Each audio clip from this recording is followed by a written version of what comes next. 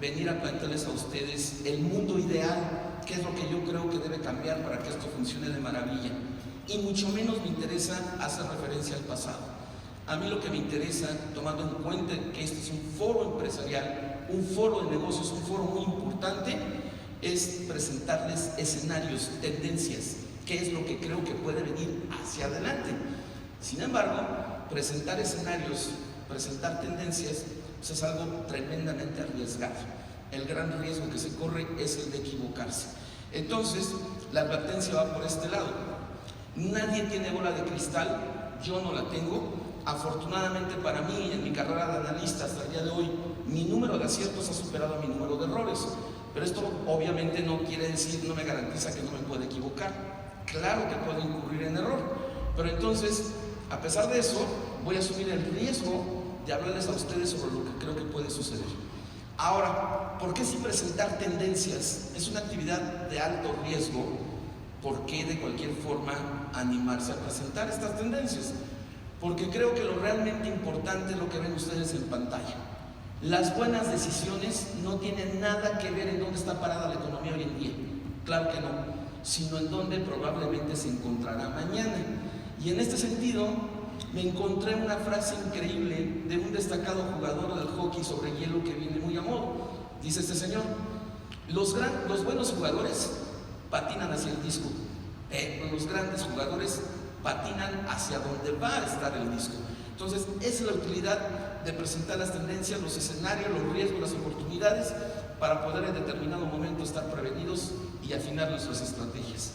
Entonces, ya habiendo hecho las advertencias de rigor, pues ya entremos en materia. Primero, ¿por qué se desinfló el tipo de cambio?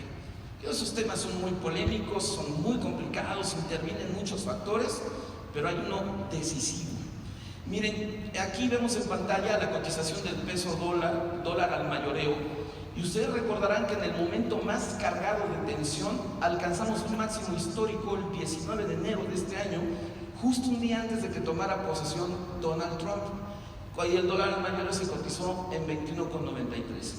A partir de ahí, cuando nos estábamos muriendo de miedo y cuando teníamos mucha incertidumbre por las amenazas de Donald Trump contra México, contra la industria automotriz, contra los corporativos que se venían a invertir para acá, los aranceles, salirse del Tratado de Libre Comercio, contra todos los pronósticos, para sorpresa de casi todo el mundo, se empieza a desinflar el tipo de cambio, viene una revaluación importante, y el viernes pasado, ven ustedes, cerró en niveles muy bajos, ¿no? Y apenas el día de ayer estuvo por debajo de los 18 pesos por dólar.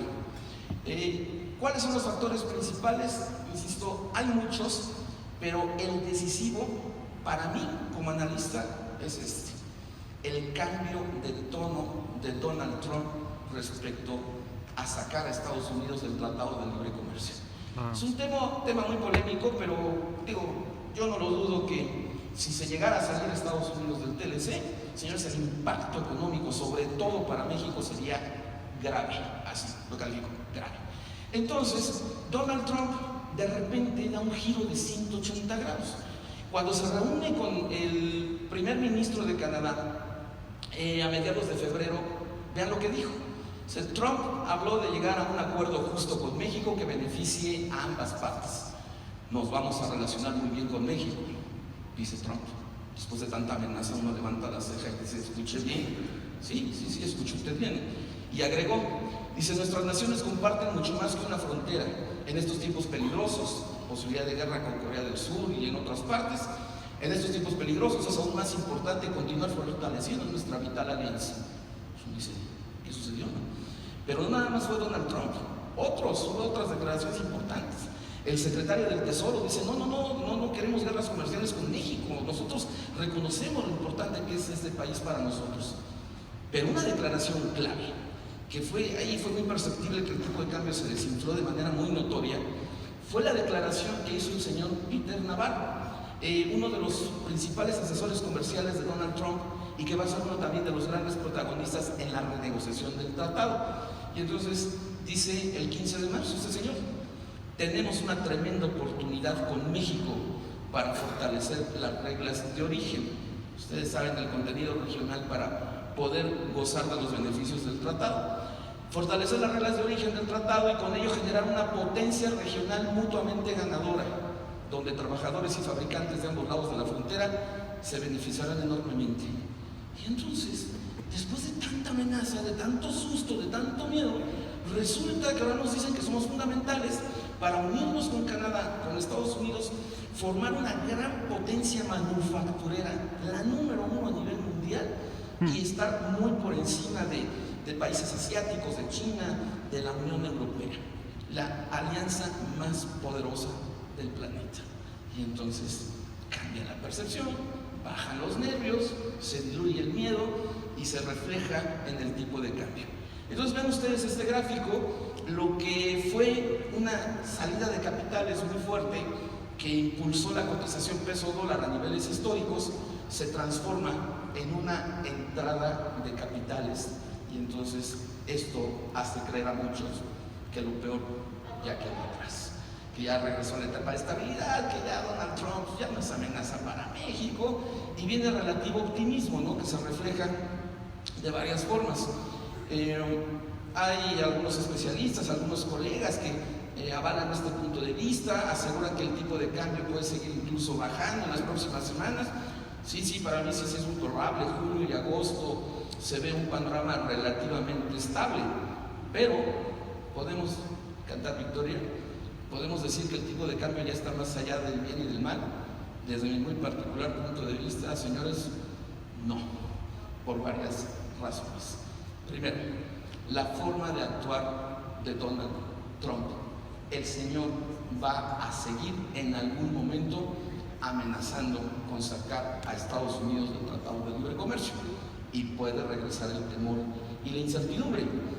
Ya lo vimos hace unas semanas, ¿no?, cuando ya estaba descendiendo el tipo de cambio, de repente, otra vez, de buenas a primeras, amenaza con sacar a Estados Unidos del tratado si no hay grandes cambios, o sea, si no tiene la negociación sus objetivos estratégicos.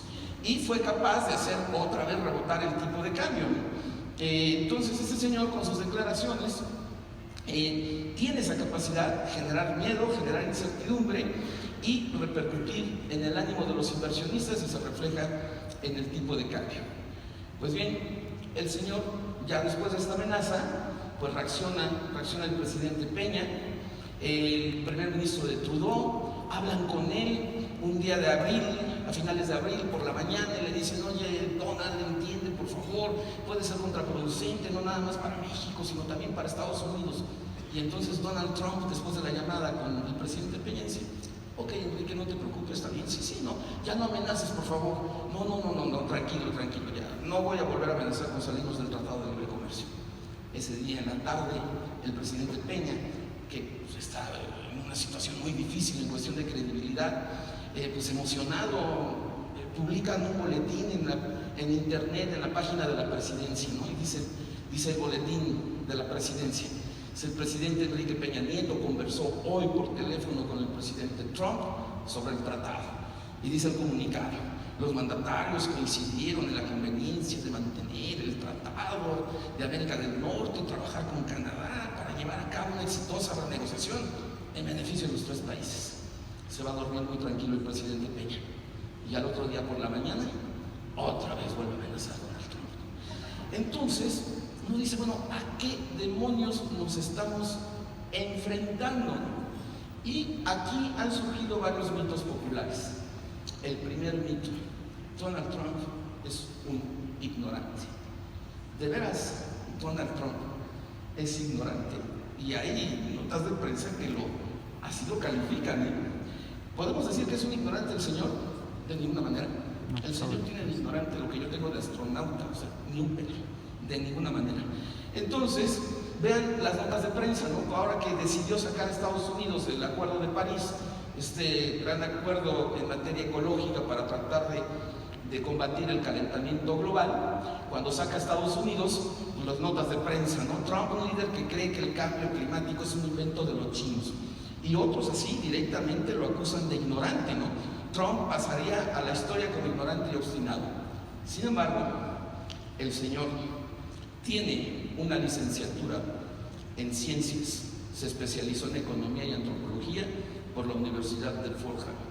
Y el señor tiene una maestría en administración de negocios y se graduó en la escuela más afamada y de mayor peso a nivel mundial, en la escuela Wharton. Entonces se pregunta uno, si no es ignorante, ¿por qué actúa así? Porque es un populista en toda la extensión de la palabra. Y no va a cambiar, esto no va a cambiar. ¿Y por qué se distingue un líder populista de izquierda o de derecha? Porque los líderes populistas son lo suficientemente hábiles y mañosos para saber que el voto razonado no alcanza ni siquiera, no llega ni siquiera a un 5% del padrón electoral en una democracia. Ellos saben que al público, para ganar poder, para arrastrar a los votantes, para doblar a sus adversarios, ellos saben que no hay que lanzarle al público dardos al cerebro con propuestas muy elaboradas, una lógica muy también sofisticada, grandes planes de gobierno, no. Ellos no le avientan dardos al público al cerebro, le avientan dardos al corazón para explotar sus sentimientos, le avientan dardos al estómago para explotar sus necesidades y les avientan dardos al hígado para explotar sus resentimientos. Miren, aquí vamos a ver que esta forma de actuar a veces lo han comparado con Adolfo Hitler. A mí me parece un exceso que lo comparen con Hitler, pero hay algunas, sí hay algunas coincidencias.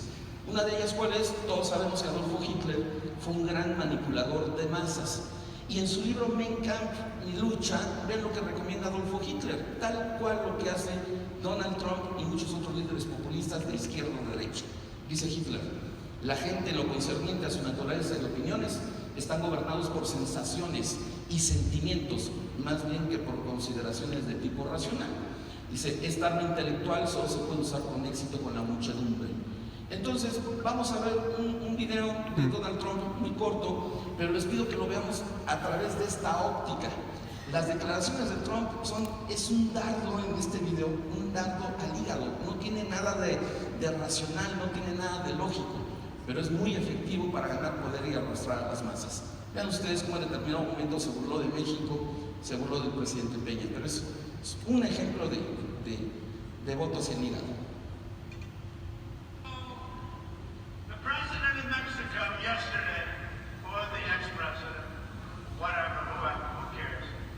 He said, we will not even consider paying for the wall. You have to understand. Because, okay, you ready? Who's going to pay for the wall? Who? 100%. 100%.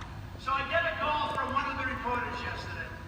And they said, the president of Mexico said they will not, under any circumstances, pay for the wall. They said to me, what is your comment? I said, the wall just got 10 feet higher. It's true. It's true. Ahora, ya sabemos que no es ignorante, pero viene otro mito popular. El mito popular asegura que está loco, que es un desequilibrado mental. Y la prensa también, hubo una nota del periódico Russia Today, donde más adelante, por favor, en las gráficas, donde vean cómo lo califican, y es de hace apenas una semana, ¿no? Le preguntan al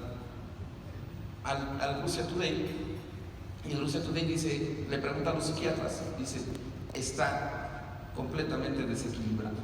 Esa es muchas veces la conclusión. Aquí está, dice, paranoide con delirios y megalomanía, psiquiatras de Estados Unidos. Pero el señor tampoco está loco. Más allá de que digan que tiene desequilibrios mentales, el señor tiene una estrategia de negociación bien definida, perversa. ¿Cuál es esa estrategia de negociación? Y no lo está aplicando en México, lo está aplicando con la renegociación del tratado. Él, en uno de sus libros más famosos, que publicó en 1987, El arte de la negociación, donde da consejos para ganar poder, para hacer fortuna, él destaca esta parte. Dice Donald Trump, dice, con mis interlocutores o adversarios problematizo lo más posible. O sea, les meto miedo, incertidumbre, los desconcierto, que no sepan qué voy a hacer de un día para otro. ¿Para qué? Dice, para debilitarlos. Si se debilitan, los aplasto. Y si son fuertes, entonces ya negocio con ellos. O sea, es una estrategia de negociación bien definida. ¿Le estoy levantando falsos al señor Donald Trump? No. Miren, el señor Rose, el secretario de Comercio, lo declaró a la prensa abiertamente. Dice: amenazas de Donald Trump para debilitar a México en la renegociación. Y en una comparecencia que tuvo el señor en el Senado, textualmente, vean ustedes lo que confesó el señor Rose. Dijo textual: creo que el presidente Trump ha hecho un trabajo maravilloso, precondicionando, o sea, debilitando, desconcertando a algunos de los otros países con quienes negociaremos. Al presidente Peña y su equipo, desde luego. Dice: la caída del peso no fue casualidad. Vean ustedes, sabían que iban a provocar una presión sobre el tipo de cambio, o sea, para ellos fue calculado. Y dice el señor Rose: Trump ya ha hecho algo del trabajo que necesitamos para conseguir mejores acuerdos comerciales. Una forma muy perversa de actuar, aunque algunos conocidos me dicen: bueno, si eso te parece una forma de negociar un poco malévola, ¿por qué te tomas fotografías con Donald Trump? Pero no hacemos es un empresario chino, debe ser malvado, ¿no? Pero en fin, entonces, otro ejemplo lo tenemos con China. De repente amenaza a China con sanciones comerciales, todo el mundo se asusta, la prensa internacional llena de notas de que están despertando un gigante muy peligroso, se van a unir con los rusos, hablaban de la Tercera Guerra Mundial, y de repente Donald Trump pacta con los chinos y llegan a un arreglo, ¿no? Aquí tengo, antes de esta gráfica, tengo algunas imágenes donde se ve lo del pacto con China, y entonces también la prensa internacional se desconcierta, ¿no? Dice este periódico español, a título de ejemplo: ¿dónde está la guerra comercial? Dice: en pocas semanas Estados Unidos y China han pasado de las amenazas a cerrar acuerdos comerciales. Es una estrategia de negociación. Entonces, ¿qué podemos prever según desde mi óptica a futuro? Señores, las amenazas que ha lanzado particularmente contra la industria automotriz son simple y sencillamente estrategias de negociación. Donald Trump y su equipo lo que más les interesa es la seguridad en las fronteras, la seguridad energética. Vienen por el petróleo, el mar profundo, por eso uno de sus principales funcionarios es el señor Tillerson, que fue director de ExxonMobil. Ellos van a utilizar cualquier estrategia, por eso amenazan a la industria automotriz, amenazan con barreras comerciales, amenazan al sector agrícola en su momento. Son estrategias de negociación. No espero yo algo grave, drástico contra la industria automotriz. Simplemente cuando él sea capaz de conseguir lo que quiere, sus objetivos estratégicos, que es seguridad energética y seguridad en la frontera, van a quedar atrás esas cartas de negociación. En determinado momento va a volver a amenazar con salirse del tratado, sí, desde luego, y va a volver a meterle tensión al tipo de cambio. Por eso el secretario de Economía, el señor Guajardo, hace unos días también advirtió, ¿no? Dice: la renegociación del tratado va a ser una montaña rusa y hay que subirse con calma y van a venir momentos de tensión. Entonces hay que estar conscientes en los próximos meses, en lo más álgido de la renegociación del tratado. No podemos descartar que Donald Trump incluso amenace o redacte el acuerdo para darle aviso al gobierno mexicano de su intención de salirse, que está contemplado en el Tratado de Libre Comercio, que lo exhiba en la prensa, una copia de un tuit que le encanta al señor, y entonces va a meterle presión al tipo de cambio en algún momento. Pero obviamente de que van a llegar a un acuerdo, lo van a llegar en el momento en que Donald Trump palomee el Tratado de Libre Comercio. Vamos a volver a vivir una revaluación similar a la actual, después de un momento de tensión muy fuerte. Ese es un factor importante, por eso yo no estoy dispuesto a creer, a lo mejor estoy equivocado, pero no estoy dispuesto a creer que lo peor en materia de tipo de cambio ya quedó atrás. Claro que no. Pero ese es un factor. Hay otro de mucho peso. ¿Por qué creo que se van a sacudir los mercados financieros? Y sobre todo en la última parte del año. Por otro factor que no tiene que ver nada con las elecciones presidenciales de Estados Unidos, no tiene nada que ver con Donald Trump. Y la razón es la siguiente. En el año, es la única vez que voy a hacer una referencia al pasado, breve, porque la considero indispensable para entender lo que viene a futuro.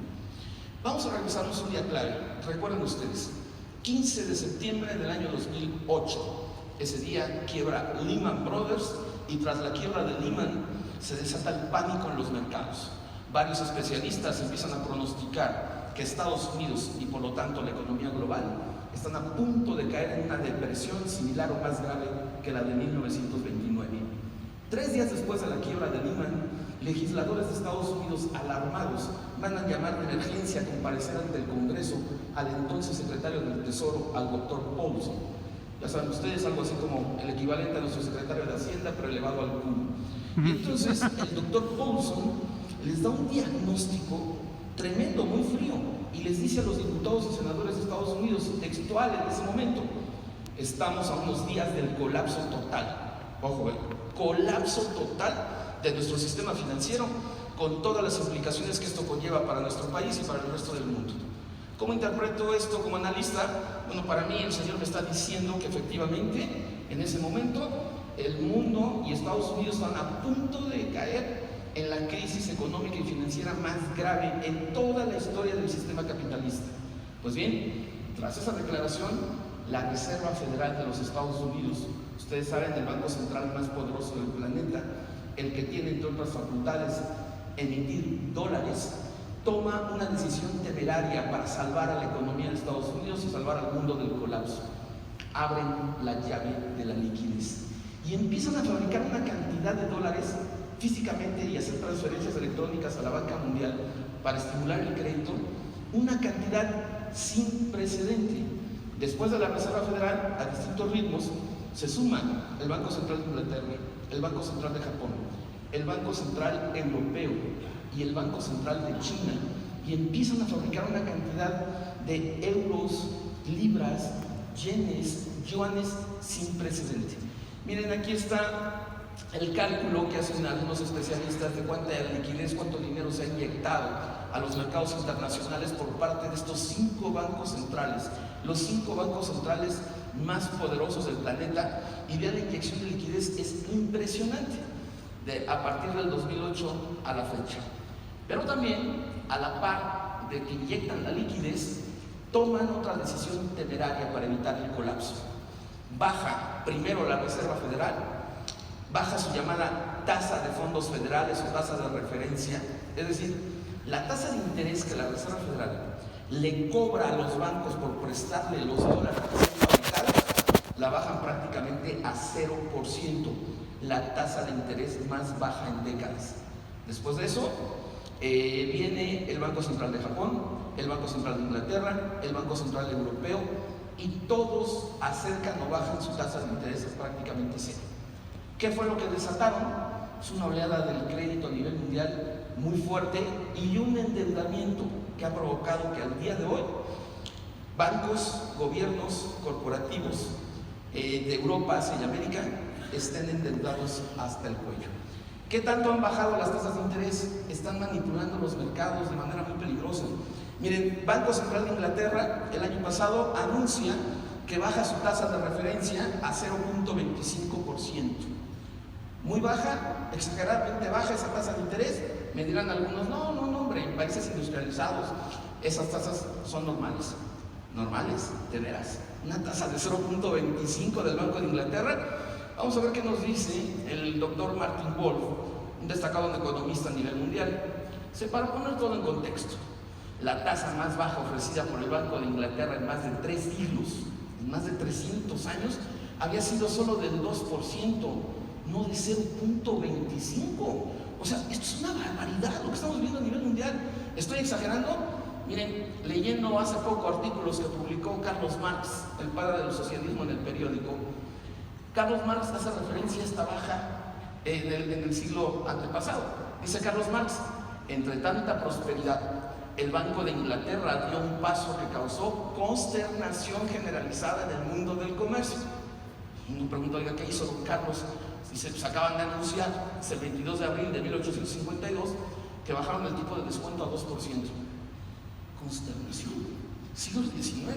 ¿Qué diría Carlos Marx si viera que la tasa está ahorita en 0.25? Entonces, con esto, con esta inyección de liquidez y manipulación de tasas, provocan toda una serie de distorsiones en los mercados, provocan auge en los mercados bursátiles, provocan burbujas en bienes raíces. Ahorita las criptomonedas, Bitcoin y todo, es una burbuja, porque también hay mucha liquidez y en algún momento eso va a reventar igual.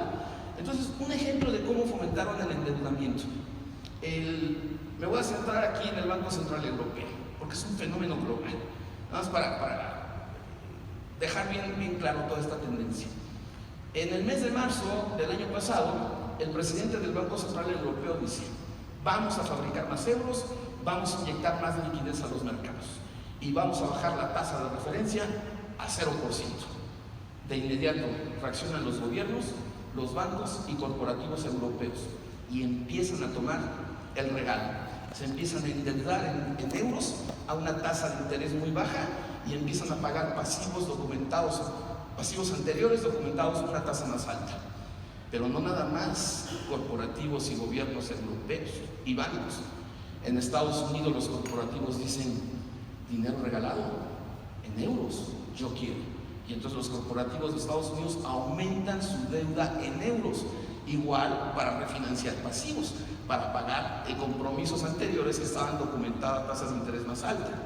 Pero también se enteran en Argentina y dice: che, que están regalando dinero en la Unión Europea. Sí, correcto. Entonces el gobierno argentino dice: yo estoy en una necesidad muy grande, por favor, sale y emite bonos de deuda al gobierno argentino por 2.500 millones de euros, aprovechando la ganga, la baja tasa de interés. Llega a México, claro, también llegó a México.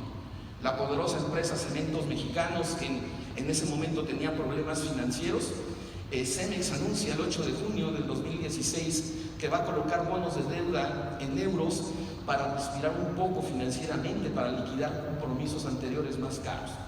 Luego viene la conocida empresa Bimbo.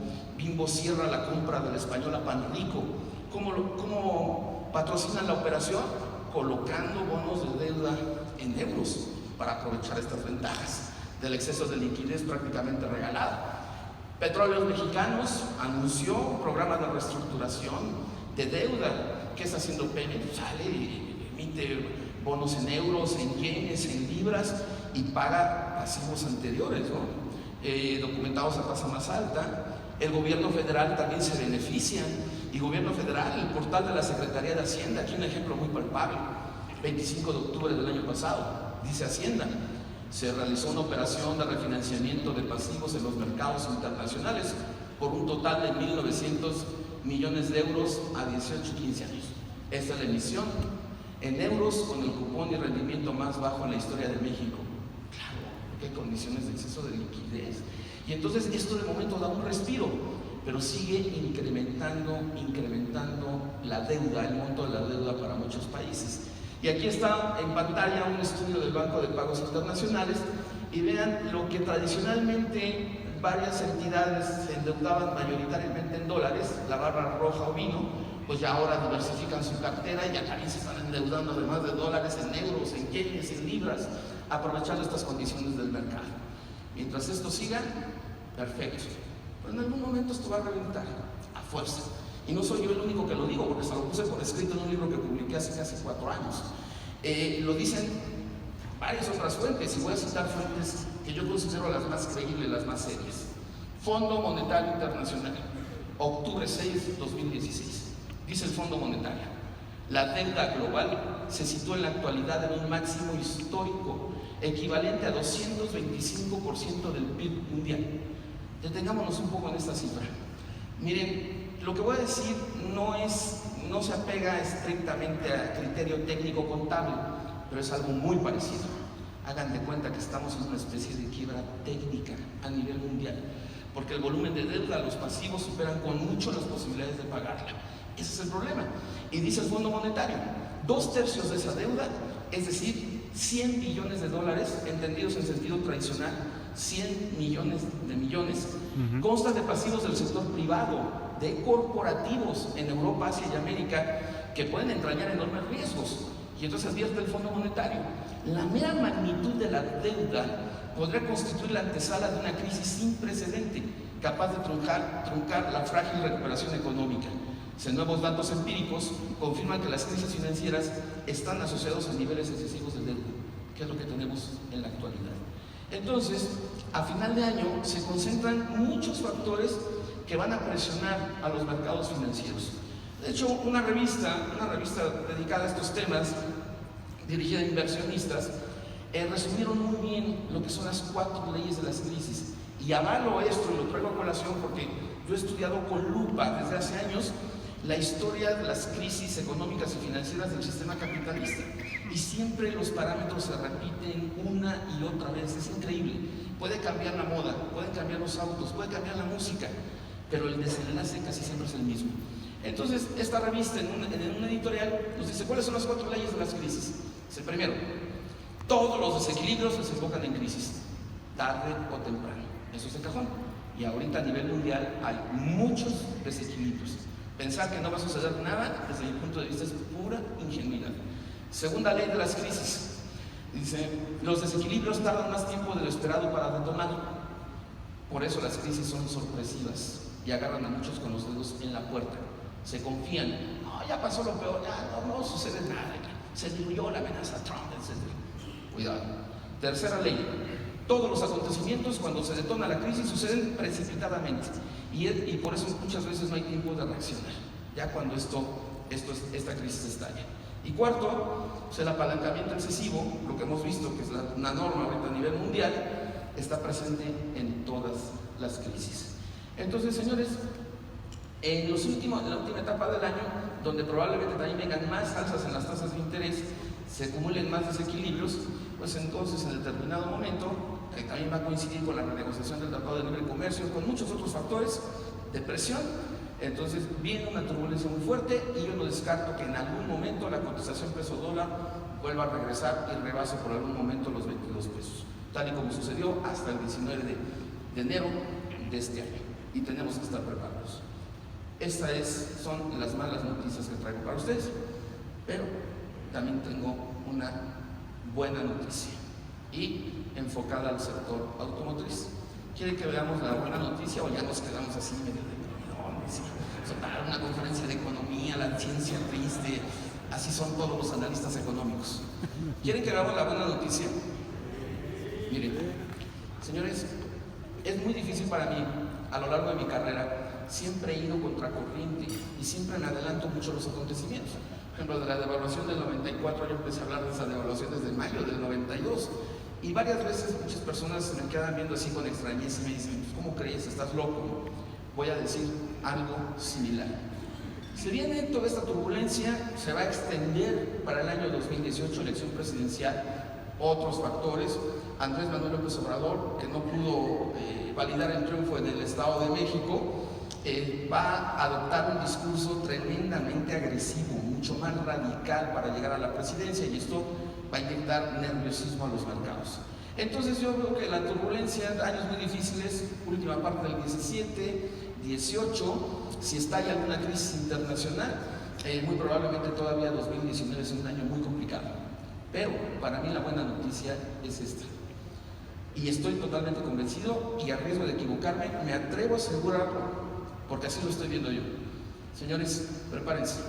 La próxima década, a pesar de todo, México va a despegar. México se va a convertir en líder de América Latina, y la industria automotriz, que ha vivido muy buenas épocas, todavía no habrá llegado a lo mejor. Y lo mejor se va a presentar en materia de negocio para la industria automotriz la próxima década. Pruebas. ¿Por qué me atrevo a decir esto? Y ya lo puse por escrito en 2 de mis libros anteriores.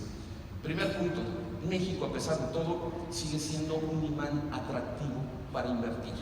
A nivel de cancha lo podemos ver, de repente, un ejemplo, esta nota de Forbes, México entre los más atractivos para invertir. Ellos citan a un estudio de una prestigiada firma inglesa que ubica a México con mucho mejor potencial que los famosos países BRIC. Ustedes saben, Brasil, Rusia, India y China. Otros casos.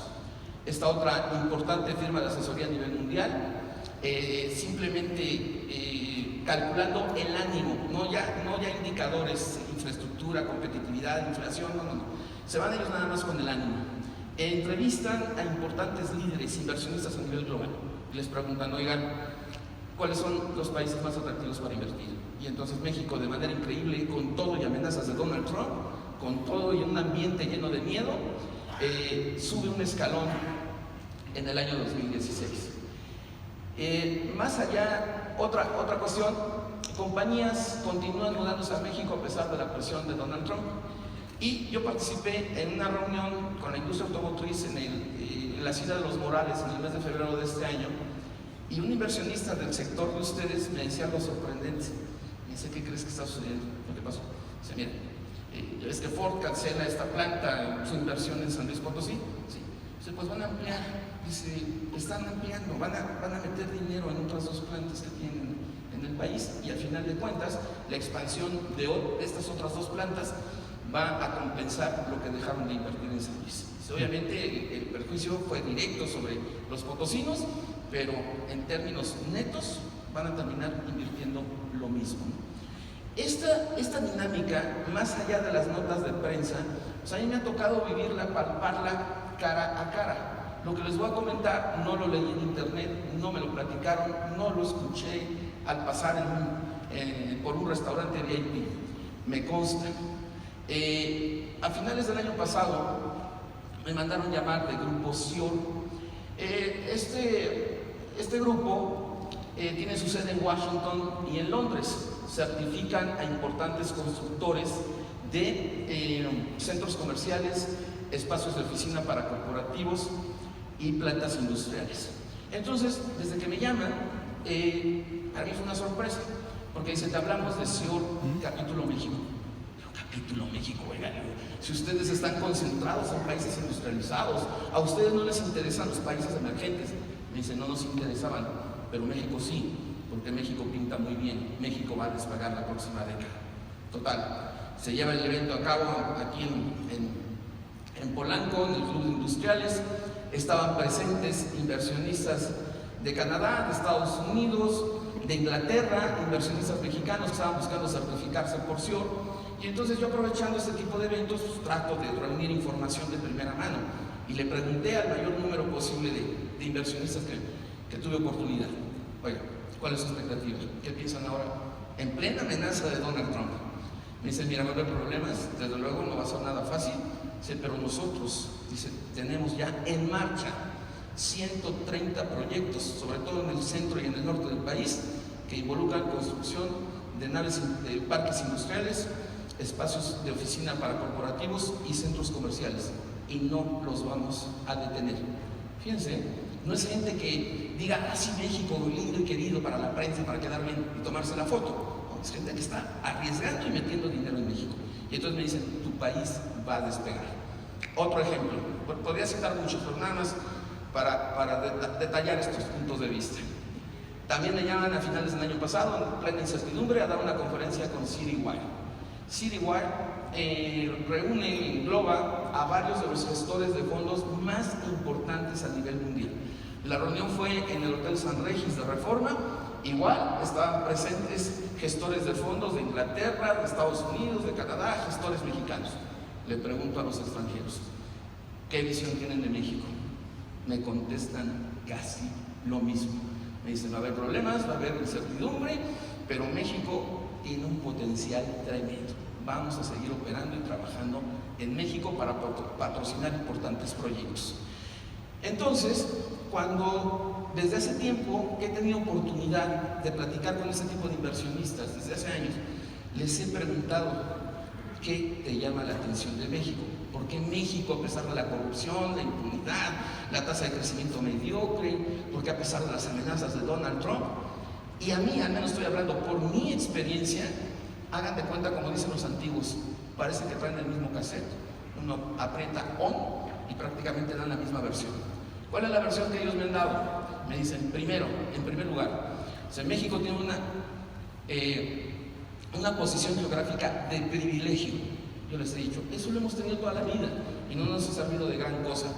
No les había servido, me dicen, pero esta posición geográfica ahorita va a detonar, porque se va a unir a otro tipo de activos. ¿Qué otro tipo de activos ven en México?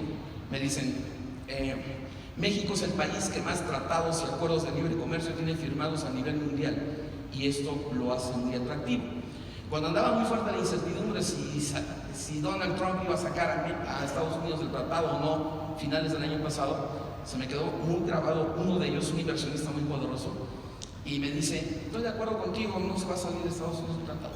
Sí, pero yo llego a esta conclusión por otras fuentes, otras vías. No me detallo, pero por lo que me dijo yo me imaginé esto. o me quiero imaginar.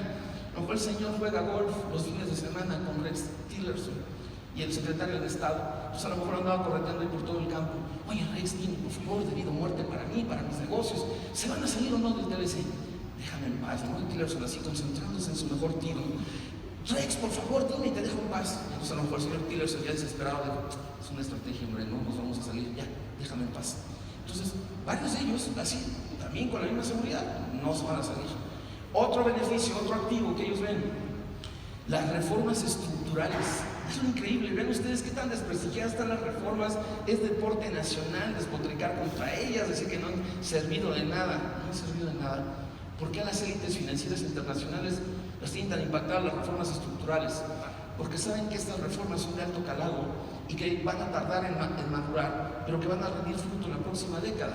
Y además, lo que ellos destacan es que muchos otros países no han podido o no han sido capaces de aplicar un paquete de reformas como el que se logró en México gracias a las bancadas de PRI, PAN y PRD en su momento, ¿no?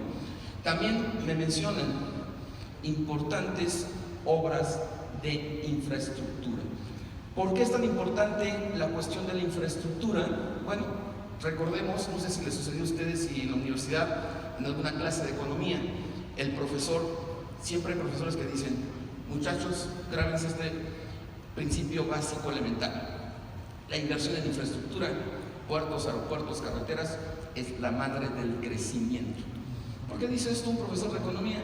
Porque hay mucha evidencia empírica muy contundente y entonces en el rompecabezas que dice crecimiento acelerado, no hay fórmulas mágicas, son muchas piezas, pero dos de las más grandes, una dice educación de calidad y otra dice inversión en infraestructura. Y entonces casi siempre me mencionan tres que los tienen muy impactados, hay muchas otras, pero tres. Primera, me mencionan el corredor económico del norte, que va a tardar en rendir frutos, no es fácil este proceso, pero ustedes saben, esto de conectar al puerto de Mazatlán en Sinaloa directamente con la ciudad de Dallas, Texas, con el puerto de Altamira en Tamaulipas, a través de modernas redes ferroviarias, supercarreteras y nuevos aeropuertos. Me mencionan el corredor económico del sur, que va avanzando a mayor lentitud, pero ahí va, que también pretende conectar directamente al puerto de Salina Cruz en Oaxaca, con Coatzacoalcos, Veracruz, Mérida y Tapachula, Chiapas, igual a través de modernas redes ferroviarias, supercarreteras y nuevos aeropuertos. Y me mencionan el nuevo aeropuerto de la Ciudad de México.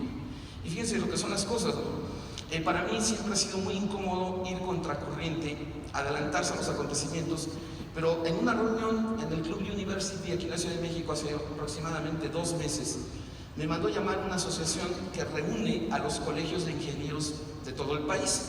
Entonces ya cuando les estoy presentando mis perspectivas, llego a este punto y les digo, México va a ser potencia económica, se levanta como resorte una persona, interrumpe la sesión y me dice, oye, si yo estaba cansado de escuchar conferencias económicas y siempre te dicen que viene lo peor. Dice, pero dice, yo soy presidente del Colegio de Ingenieros Aeronáuticos. Y si según nuestros análisis, dice, para el año 2030, de una vez te digo, lo menciono en público, para el año 2030 el nuevo aeropuerto de la Ciudad de México va a tener va a ser de mayor conectividad a nivel mundial. Así dijo Tisol. Entonces yo le dije, oiga, más conectividad que el de Atlanta, más conectividad que el de Atlanta. Y es más, dice, según nuestras proyecciones, el nuevo aeropuerto de la Ciudad de México va a contar con el mayor tráfico de pasajeros y el mayor número de vuelos también a nivel mundial. ¿Qué es lo que están viendo entonces?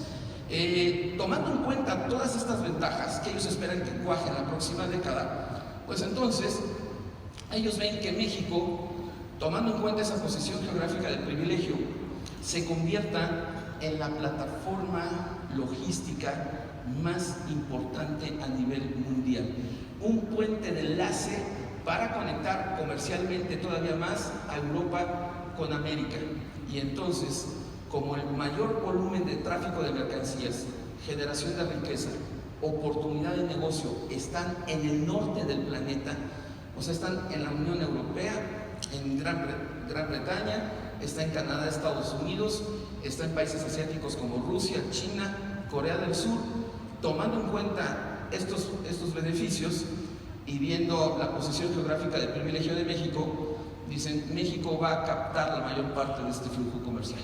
Y entonces algunas proyecciones aseguran que en la próxima década por México va a pasar aproximadamente un 70% del tráfico mundial de mercancías. ¿Ustedes se imaginan qué demanda puede detonar esto en materia de transporte, en materia automotriz? El crecimiento de las clases medias, o sea, va a ser algo que a muchos los tiene, que creen en esto, están sorprendidos. Ahora, afortunadamente para mí, hace poco estaba yo preparando de madrugada, me urgía una presentación y no encontraba una información. Estuve buscando entre mis libros y me encontré uno que había comprado hace como un año, no había tenido oportunidad de leer, y descansó mi alma. El doctor George Friedman, un gran especialista a nivel mundial, publica en inglés este libro. Los próximos 100 años se convierte en un bestseller en Europa, en Estados Unidos y Canadá. Lo traducen al español y también se convierte en un bestseller. Y dice el doctor Friedman, textual: quien controle el Atlántico y el Pacífico, México lo puede controlar con estas obras de infraestructura. Quien controle el Atlántico y el Pacífico controlará el comercio mundial. México será la principal potencia económica de América Latina y constituirá un desafío para el dominio de Estados Unidos en América. Dije, ya somos dos los que lo tenemos por escrito. Ya no estoy tan solo. Y por eso un directivo de Nomura declaró: México es un refugio, el mejor entre los peores, el menos feo. ¿A qué amable? Muchas gracias. Se agradece la espontaneidad. Pero de alguna manera esto refleja. Ahora, ¿con qué choca esto que estamos viendo algunos analistas que ven las élites financieras internacionales? Choca con el pesimismo del público. El público me dice, estás loco, pero ¿cómo crees? Y yo, bueno, pues a lo mejor me equivoco, pero yo estoy viendo eso. Así como vi la devaluación, el crack de la bolsa, el repunte de 2010, 2012, así lo estoy viendo, ¿no? Pero hay un pesimismo tan fuerte, digo, es lógico. Estamos siendo sacudidos por muchas desgracias políticas y económicas, se entiende. Pero vean esta nota del Russia Today, fechada en diciembre del 2015. Dice este periódico, esta fuente, ¿no? Dice, un sondeo de la encuestadora británica Ipsos Mori, de las más afamadas a nivel mundial, ha determinado cuáles son los países en los que sus habitantes tienen una idea más equivocada sobre su propia realidad. México se ubica en la cabeza mundial en cuanto a percepción errónea. O sea, no tienen ni idea de lo que está pasando. O sea, abajo del agua se están dando grandes cambios, ¿no? Como en el muro de Berlín. Cuando cae el muro de Berlín, todo el mundo sorprendido. ¡Ay, cayó de un día para otro! No, este fue un proceso muy largo. Usted no lo vio, es otra cosa, ¿no? Pero el pesimismo no nos deja ver. Y es un deporte nacional. En la prensa mundial nos ven en México y dicen, oye, qué bárbaros, dice el Times. Pesimismo económico, un hueso duro de roer. Si hay una población especialmente escéptica, negativa, que está esperando lo peor, esos son los mexicanos. Es fama que tenemos a nivel internacional. Bien, conclusiones. ¿Cuáles son mis conclusiones? Presentar conclusiones después de los escenarios no es nada fácil para un analista económico, porque la profesión se presta al bullying. Miren, cuando truena Lehman Brothers, en Inglaterra la London School en Londres inaugura unos edificios muy padres. A la inauguración, pues, con todo lujo, invitan a varios economistas muy destacados, invitan a la reina Isabel de Inglaterra a dar un mensaje. Pero resulta que la reina, que yo creo que debe haber perdido una buena parte de su patrimonio con la crisis, estaba muy enojada con los economistas porque no habían sido capaces de pronosticar la crisis. Y en ese evento, la reina Isabel de Inglaterra les reclama a los economistas y les dice, ¿por qué nadie predijo esta crisis? Entonces, el doctor Robert Lucas, premio Nobel de Economía, que se sintió aludido porque todo el mundo lo criticaba, de que no había dado una en cuestión de pronósticos, le contesta al doctor Robert Lucas, la crisis no se predijo porque la teoría económica predice que este tipo de eventos no pueden predecirse. Pero el desprestigio va más allá. Vean, un destacado especialista, un destacado científico a nivel global, le preguntan, oiga, doctor Peter, defínanos a un economista. Y dice el doctor Peter, un economista es un experto que mañana nos explicará por qué las cosas que predijo ayer no han sucedido hoy. Entonces es muy incómodo para mí dar conclusiones después de haber planteado escenarios. Pero mis conclusiones las plasmé en febrero del 2013 en este libro, que tiene un título aparentemente contradictorio, pero que refleja estas dos grandes tendencias de las que estamos hablando, entre el miedo y la esperanza. ¿Miedo a qué? A la próxima crisis global, que creo que ya está muy cerca, por eso la turbulencia, y la esperanza de que ya pasando esto, muy probablemente para mí la próxima década, pues ya venga el despegue de México. Por cierto, les comento así de pasada que en la portada de ese libro está la fotografía de mi hijo, y él estaba muy preocupado cuando íbamos a la sesión. Me dice: oye papá, ¿pero cómo lo usé para la foto? Le digo: mira, no te angusties, es muy sencillo, hazle igual, idéntico a como cuando me llevas la boleta de calificaciones de la escuela. Y ya salió la portada del libro. Pues bien, en la contraportada yo plasmé 4 conclusiones. No tengo nada que cambiar. Al contrario, entre más tiempo pasa, más convencido estoy de estas conclusiones. ¿Cuáles son? Primera conclusión, escrito esto en febrero del 2013, se está gestando una nueva crisis a nivel mundial que podrá ser incluso más grave que la anterior. Y el año pasado, cuando yo hablaba de que en algún momento el tipo de cambio rebasaba los 20 pesos, muchas personas no creían, pero son los desequilibrios que se han estado acumulando en los últimos años. Segundo, a pesar de esta crisis internacional, a pesar de la turbulencia, las sacudidas que todavía vienen en 2017-18, estoy convencido de que México está sembrando las semillas que le permitirán alcanzar elevadas tasas de crecimiento en el futuro, la próxima década. México se va a convertir en la joya de América Latina, no tengo ninguna duda, y nuestros hijos se van a mover en un entorno económico esencialmente diferente a la economía mediocre que por desgracia le tocó vivir a nuestra generación. Pero, ya desde aquella época decía, el camino no va a ser nada fácil, porque no vamos a poder evitar la turbulencia, ser sacudidos por la próxima crisis global. La tercera conclusión ya cae en el terreno político, no sé si les interesa o no la brincamos. ¿Sí? Bueno, desde hace tiempo mi preocupación es esta. Va a aumentar la irritación popular en contra de los partidos tradicionales.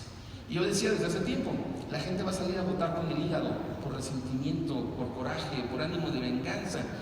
Y esto le podría abrir la puerta a un candidato independiente para llegar a las elecciones presidenciales del 2018.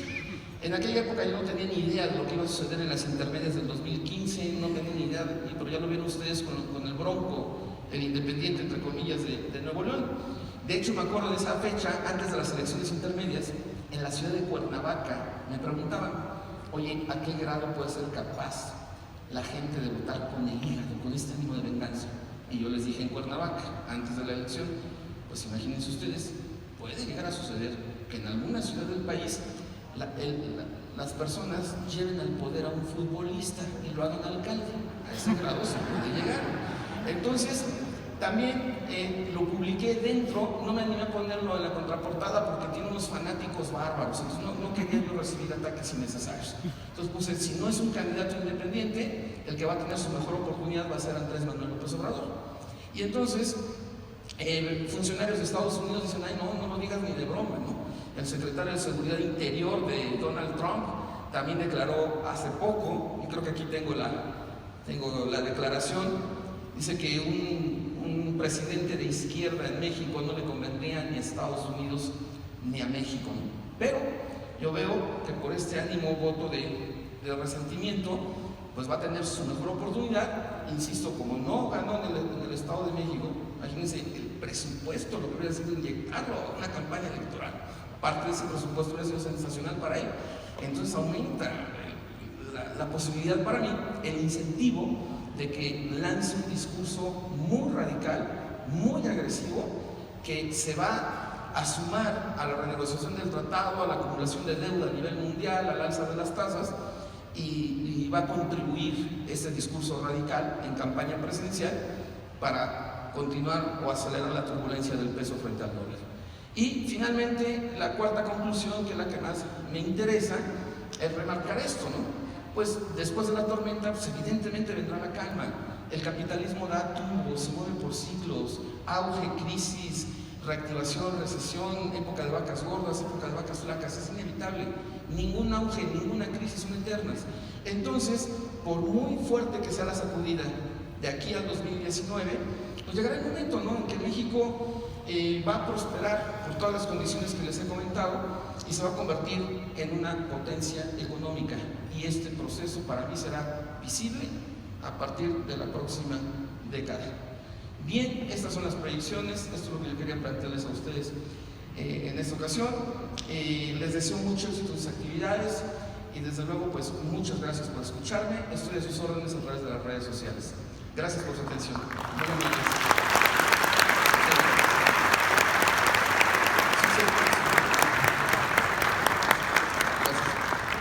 Muchas gracias, Eric. Nuevamente tenemos la posibilidad de interactuar algunos minutos con él. Y bueno, quien tenga la primera